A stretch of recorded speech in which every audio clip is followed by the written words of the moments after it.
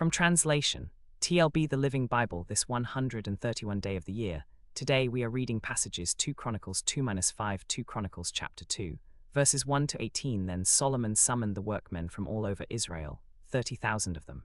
He sent them to the Lebanese mountains, 10,000 a month on a rotating basis. Adoniram was in charge of this work crew.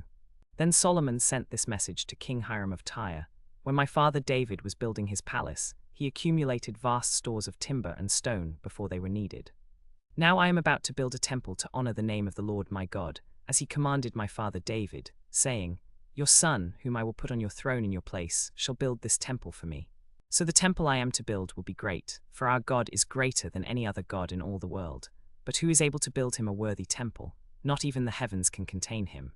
And who am I to build a temple for him, except as a place to burn incense before him? So send me a man with skill in engraving, in working gold, silver, bronze, and iron, and in purple, crimson, and blue threadsmen, and experienced in the carving of all the crafts of engraver. I know that the Sidonians are master craftsmen, so please send me men from them, along with your own men who are experts in woodcutting. As you well know, my father David could not build the temple because of the constant warfare with the enemy nations that surrounded him. You are familiar with all the battle he had to fight. Now I intend to build the temple for the name of the Lord my God, as he commanded me, and I am also building a palace for myself. So send me cedar, cypress, and redwood logs from Lebanon, for I know that your men are experts at cutting timber in Lebanon. I will pay your workmen 20,000 loads of wheat, 20,000 of wine, and 20,000 of olive oil, besides all the wine and olive oil you desire." Then Hiram, king of Tyre, wrote a letter to Solomon in reply, "Because the Lord loves his people, he has made you their king. And now I am sending you a man of great skill, Huram-Abi, the son of a woman from the tribe of Dan, and his father was a Tyrian craftsman in bronze. He is exceptionally talented and skillful in any craft. He can work with gold, silver, bronze, iron, stone, and wood, and with purple, blue, and crimson thread. He is also an expert engraver and can work out any design given him. He will work with your craftsmen and those hired by my lord David, your father. So let my lord send to us the wheat, barley, oil, and wine he has promised. We will cut as much timber as you need from the Lebanon mountains and will float it down the coast in rafts to Joppa. You can then take it up to Jerusalem." Solomon took a census of the foreigners living in Israel, using the same census David his father had taken, and he found 153,600. He assigned 70,000 of them as laborers, 80,000 as stonecutters in the hill country, and 36,000 as foremen. 2 Chronicles chapter 3, verses 1 to 17. Then Solomon began to build the temple of the Lord in Jerusalem on Mount Moriah, where the Lord had appeared to David, his father. The exact location had been designated by David before his death. He began building on the new moon of the 4th month of the 4th year of his reign. The foundation Solomon laid for the temple was 90 feet long and 30 feet wide, using the old standard measurement. The entry room at the front of the temple was 30 feet wide, running the width of the temple, and 30 feet high. He overlaid the inside with pure gold. He paneled the main room of the temple with cypress wood, carved with gourds and open flowers, and overlaid it with fine gold. He decorated the temple with precious stones, and gold from Parvaim was used for the gold altar and the gold utensils. He made the lampstand of solid gold, with 7 lamps and wick snuffers and trays, all of solid gold. He also made the table of solid gold, 20 feet long, 10 feet wide, and 15 inches high. He made 20 gold lampstands to place in the temple, 5 lampstands along the north wall and 5 along the south wall, and 10 lampstands along the west wall. He made the inner sanctuary, the most holy place, 30 feet long, 30 feet wide, and 30 feet high, overlaid with fine gold worth almost $4 million. He overlaid the inside walls with gold, also the beams, the thresholds, and the walls with gold, and carved figures of cherubim on the walls. He overlaid the inner sanctuary with 23 tons of gold, and he also made gold chains for the entrance to the most holy place. In the inner sanctuary, he made 2 cherubim of olive wood, each 15 feet tall, and their wings were each 7.5 feet long. The wings of the cherubim extended across the 30-foot room, and their wings touched each other in the center of the room. He made the 2 columns for the entrance to the temple, 75 feet tall, with a capital on top of each that measured 7.5 feet. He made 2 networks of interwoven chains to hang on the capitals on top of the pillars, 7.5 feet for the top network, and 7.5 feet for the bottom network. He also made the 2 pillars, and he topped each one with a capital in the shape of a lily. The pillars were placed at the entrance to the temple, one on the south side and one on the north side. 2 Chronicles chapter 4, verses 1 to 19. Then he made the bronze altar, 30 feet long, 30 feet wide, and 15 feet high. He also made the great bronze basin, called the sea, which rested on the backs of 12 bronze oxen, 3 facing north, 3 facing west, 3 facing south, and 3 facing east. The sea was 15 feet in diameter and 7.5 feet deep. It was encircled near the rim by 2 rows of decorative gourds and 10 gourds per foot.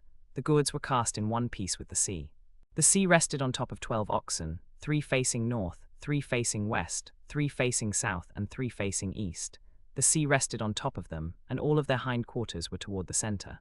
The bronze basin held about 16,500 gallons of water, and it was used by the priests for their ceremonial washings. He also made 10 smaller basins for washing the utensils for burnt offerings. He set 5 on the south side of the temple and 5 on the north side. He made the lampstands of solid gold, 5 on the south side and 5 on the north, in front of the inner sanctuary. He also made 10 tables and placed them in the main room of the temple, 5 on the south side and 5 on the north side. He made the courtyard of the priests and the large outer courtyard, and doors for the courtyard entrances, and overlaid the doors with bronze. He placed the bronze sea at the southeast corner of the temple.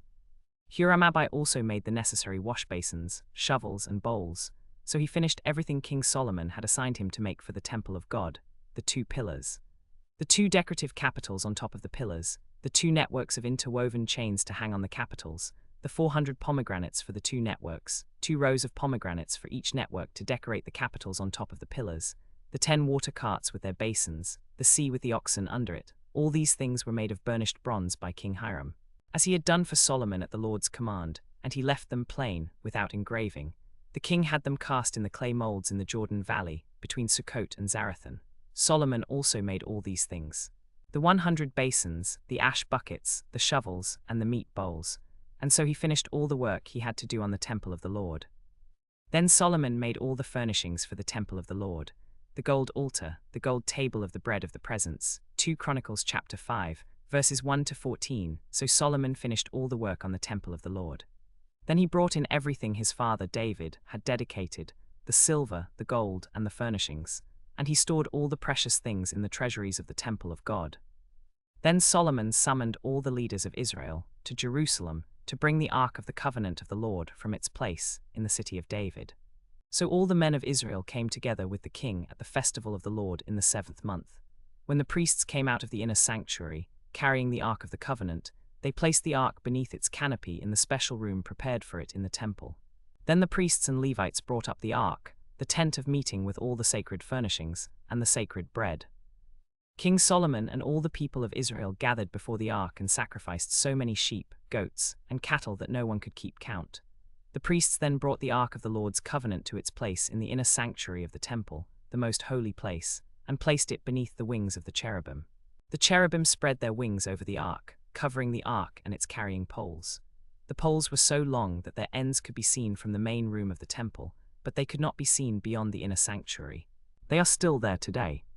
There was nothing in the ark except the 2 stone tablets that Moses had placed in it at Mount Sinai, where the Lord made a covenant with the people of Israel when they left Egypt. As the priests came out of the inner sanctuary, a thick cloud filled the temple of the Lord. Then the priests could not continue their service because of the cloud, for the glory of the Lord filled the temple of God. Meanwhile, all the priests who were musicians, Asaph, Heman, Jeduthun, and their sons and relatives, were dressed in fine linen, standing on the east side of the altar, playing cymbals, harps, and lyres, accompanied by 120 priests sounding trumpets. The trumpeters and musicians played together as one, praising and thanking the Lord with all their hearts. The trumpeters played and the musicians followed, making loud music with cymbals, harps, and lyres, accompanied by 120 priests sounding trumpets. Then the glory of the Lord filled the temple of God so powerfully that the priests could not stand to minister.